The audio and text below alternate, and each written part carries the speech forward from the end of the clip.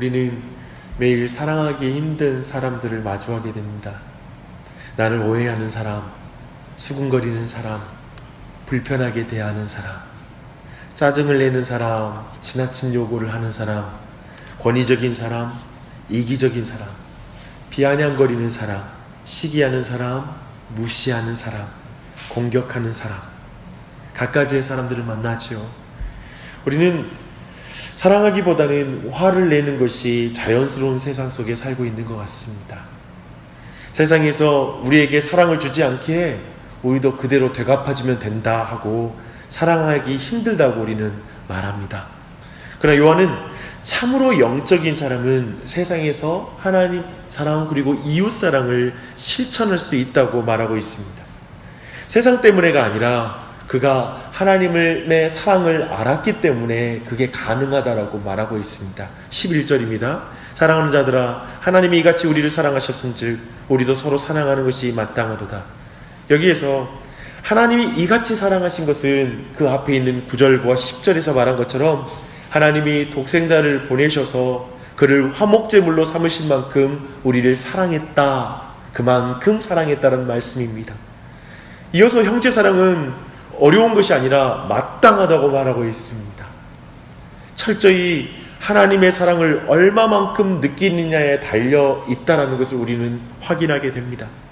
참으로 형제를 용서하고 인내하고 품고 긍정적으로 보고 뒤에서 욕하지 않고 지지하고 오래 참고 화내지 않는 모든 그러한 사랑은 그리스도를 통해 경험한 하나님의 사랑만큼 우리는 그 일을 감당할 수 있는 줄 믿습니다. 사도 요한은 그렇게 형제에게 주는 사랑과 하나님께 받은 사랑을 연결해서 설명하고 있습니다. 참으로 사랑의 길은 좁은 길이죠. 그리고 높은 길인 것 같고 그리고 많은 사람이 찾지 않는 길임에 틀림이 없습니다. 그냥 상대가 주는 만큼 주는 것이 육체의 패턴이죠. 그리고 하나님께 받은 만큼 주는 것이 영적인 패턴입니다. 우리는 사람을 대할 때 그걸 확인할 것입니다. 이 사람이 나한테 주는 만큼 대해야 되겠다. 그렇게 결정하는지 하나님이 내게 주신 사랑만큼 줘야 된대 라고 하는지를 돌아봐야 할 것입니다. 형제사랑을 실천하는 성령님의 사람에게는 영광스러운 약속이 있습니다. 12절을 보니까요, 그 약속은 하나님이 우리 안에 거하시고 그의 사랑이 우리 안에 온전히 이루어진다는 약속입니다. 여기서 이 표현이 중요합니다. 형제 사랑을 통해 마치 하나님이 내게 주신 사랑의 완성이 된다는 느낌의 표현을 쓰고 있습니다. 영광의 하나님께서 내 속에 오셔서 나를 움직이시고 그리고 인도하시며 내 삶에서 하나님 자신의 사랑을 드러내시겠다라는 약속입니다. 이렇게 그리스도 안에서 나타난 하나님의 사랑의 목적이 이루어집니다. 우리가 성도로서 그리고 교회로서 하나님께 받은 계명이 무엇입니까? 서로 사랑하면 그리스도 안에서 우리를 사랑하신 하나님의 목적이 이루어지는 것입니다. 그리스도를 통해 나타난 하나님의 사랑이 우리가 형제를 사랑할 때 열매 맺는 것입니다. 이것은 매우 중요하죠. 우리는 목적을 잃어버리고 열심히 살 때가 많은 것 같습니다. 그렇지 않습니까? 목적을 잃은 열정, 목적을 잃은 봉사, 목적을 잃은 인생, 목적을 망각한 사역을 할 때가 많습니다. 우리는 삶은 너무나 분주하죠. 심지어 교회도 너무나 분주합니다. 그런데 내가 왜 사역을 하는지 그 목적을 잃고 그 일을 행할 때가 있습니다. 잘하자고 하면서 싸웁니다. 바르게 하자고 말하면서 다투는 것이 또 우리네 인생인 것 같습니다. 특별히 교회는 형제 사랑을 하기 위해 사역하는 것임을 잊어서는 안 됩니다. 더 사랑하려고 사역하는 것입니다. 사역은 사랑입니다. 이것을 놓치면 열심히 일하는 게 다 원망이 되고 비난이 됩니다. 다 사역을 사람보다 더 사랑할 때 벌어지는 일입니다. 우리는 일을 가족보다 더 사랑할 때가 있습니다. 그러나 꼭 기억하십시오. 형제 사랑 그리고 내 가정을 사랑하는 것, 그것이 우리의 목적이라는 걸 잊어서는 안 됩니다. 종종 그럴 때가 있죠. 이 목적 생각하고 모든 삶이 다시 자리를 잡을 때가 많습니다. 그 목적을 떠올리면 갑자기 미워할 게 아니고 다툴 게 아니란 걸 깨닫게 됩니다. 이 목적이 여러분의 삶의 기준이 되길 바랍니다. 다시 한번 모든 관계를 평가하는 기준이 되길 바랍니다. 여러분이 일하는 모든 삶의 기준이 다시 되는 은혜가 있기를 바랍니다. 사랑을 실천하는 사람에게 예수님을 통해 드러난 하나님의 사랑이 완성된다라는 이 약속만 있는 게 아니에요.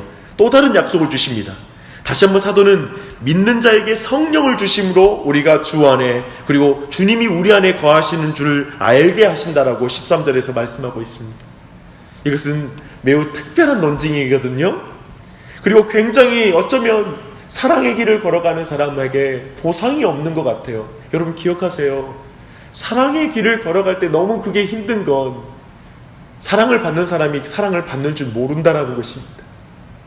그리고 이것이 충분히 이 땅에서 너무나 어렵고 좁은 길이란 사실입니다. 하나님이 그러나 그 사람들에게 주는 엄청난 위로의 말씀입니다. 하나님이 우리 안에 계심을 알려주는 방식은 두 가지입니다. 먼저 형제를 사랑할 때 우리는 우리 안에 그런 사랑이 본질적으로 존재하지 않는다라는 것을 깨닫습니다. 그것을 알기 때문에 우리 안에 하나님이 계신 걸 알아요. 형제 사랑할 때 내가 하나님이 내 안에 계신 걸 안다라고 설명하고 있습니다. 또 성령으로 말미암아 우리 속에서 흘러나오는 사랑이 바로 성령님으로부터 나온다라는 것을 깨닫게 된다라는 거예요. 여러분, 이 사실을 우리는 실천적으로 깨닫고 있지 않습니까? 사람을 사랑할 때 우리는 우리 안에 사랑이 없는 걸 뼈저리게 느껴요. 우리가 누군가를 용서하고 인내하고 악을 선으로 갚을 때 우리는 우리 안에 성령님이 거하시는 것을 확신하게 됩니다. 그렇습니까? 놀랍습니다. 방언하고 기적을 베푸는 것이 어떤 능력으로 성령님을 확인하는 것이 아니라 형제 사랑으로 성령이 내주하시는 것을 확인한다고 말하고 있는 것입니다. 참으로 형제 사랑을 해야 하는 것은 늘 손해인데, 때로는 내가 죽어나가는 것인데, 그에게 유일한 위로는 사랑 가운데 성령님이 내 안에 계시다는 걸 아는 거예요. 제가 아무리 생각해도, 그리고 오늘 말씀을 근거를 통해서도 저도 확신하지만 형제 사랑의 길은 어려워요. 근데 그 사람에게 유일한 위로는 이 사랑으로 지금 성령님이 내 안에 계시구나, 하나님이 내 안에 계셔서 사랑하게 해주시는구나 라는 걸 느끼는 게 그 그리스도인에게 가장 큰 위로인 줄 믿습니다. 그 위로가 있기를 바랍니다. 그러므로 우리는 성령을 소멸치 말고 금신케 말며 진지한 열심으로 주 앞에 나아가는 삶을 살아야 됩니다. 여기서 성령을 소멸치 말고 근심하는 게 은사의 문제가 아니에요. 형제 사랑의 문제예요.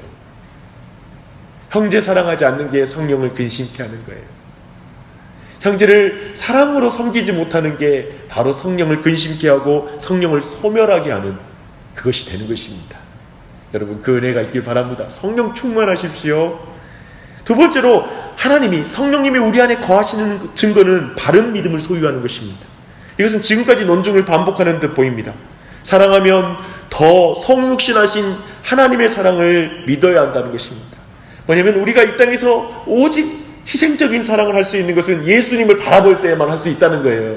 오직 십자가로부터, 이번에 성탄절이 오지만 이 땅에 강림하신 예수 그리스도의 겸손하심을 볼 때에만 우리가 겸손히 사랑할 수 있다는 것입니다. 그래서 바른 믿음은 사도들의 증거를 받아들이고 믿고 시인하는 것이라고 14절 15절에서 말하고 있습니다.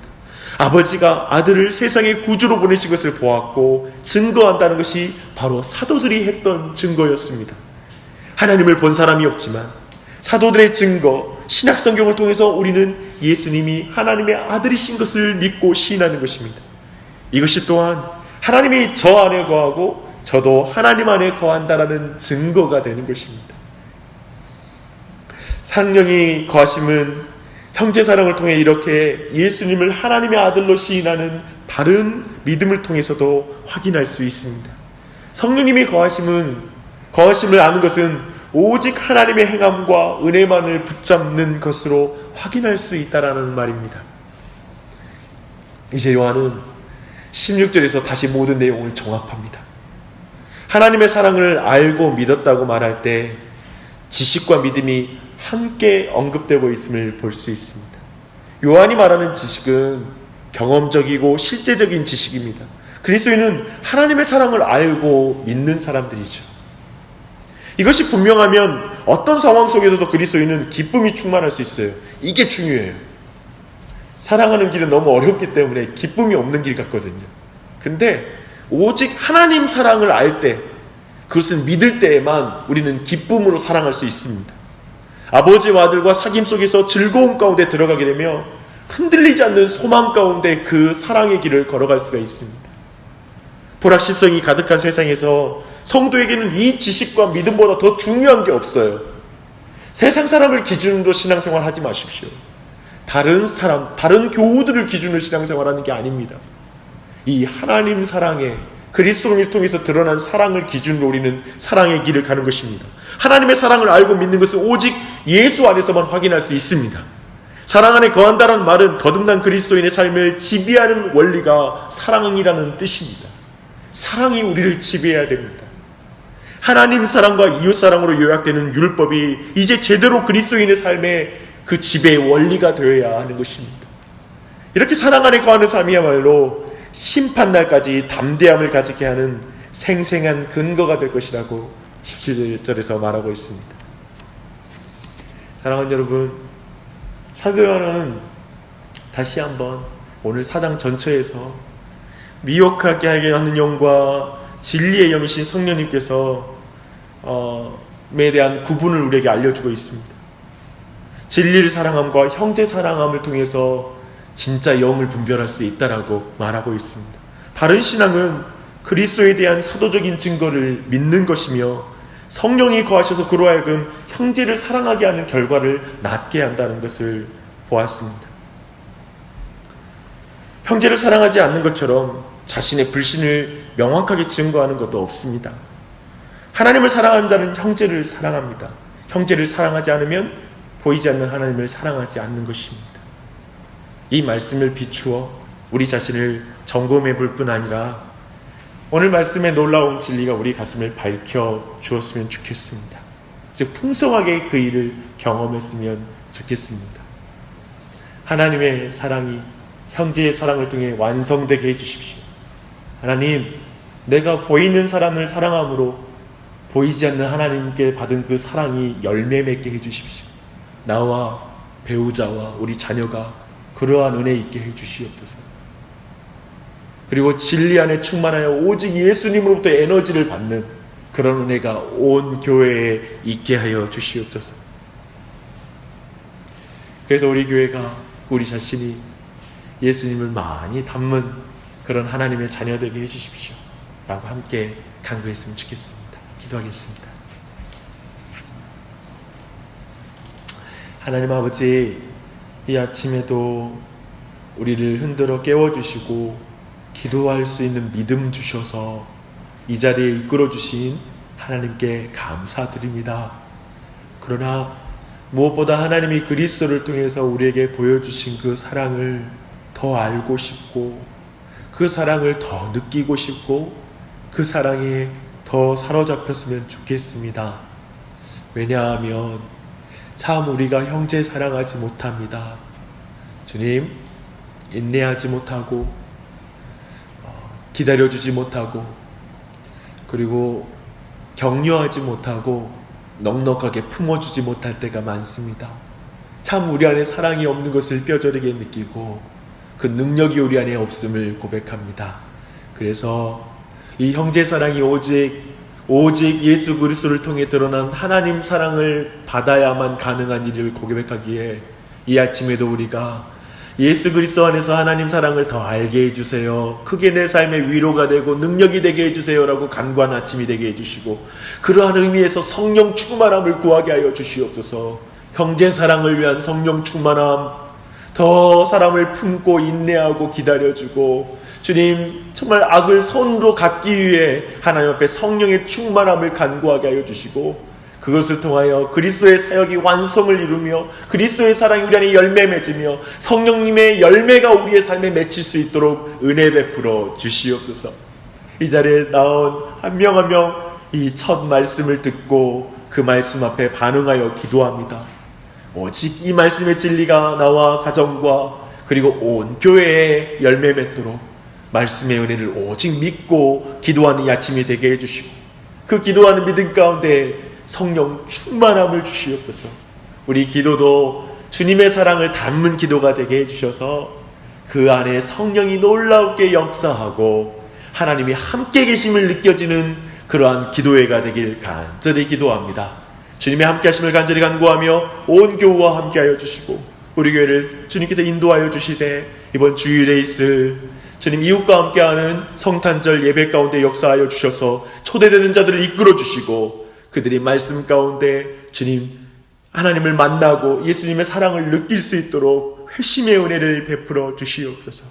교회의 모든 길을 지도하여 주시고 인도하시기를 간구하며 예수님의 이름 받들어 기도합니다. 아멘.